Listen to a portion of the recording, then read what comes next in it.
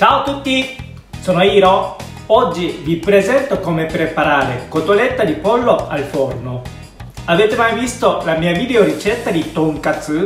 Cotoletta in giapponese si dice katsu. Il metodo di cucina deriva dalla cucina occidentale. Questo tipo di piatto in giapponese si chiama yoshoku, piatto occidentale.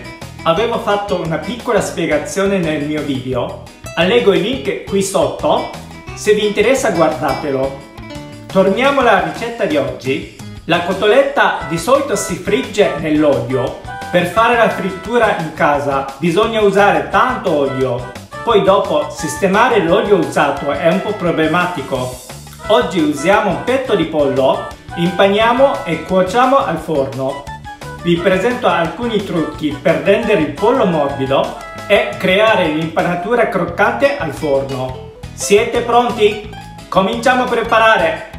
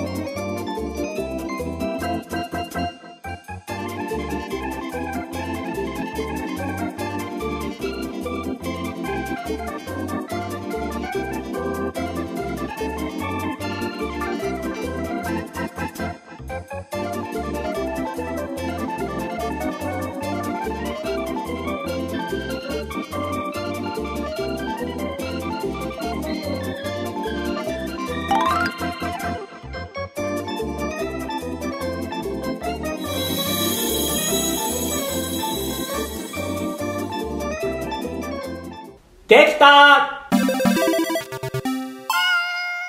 Ora assaggio. Itadakimasu.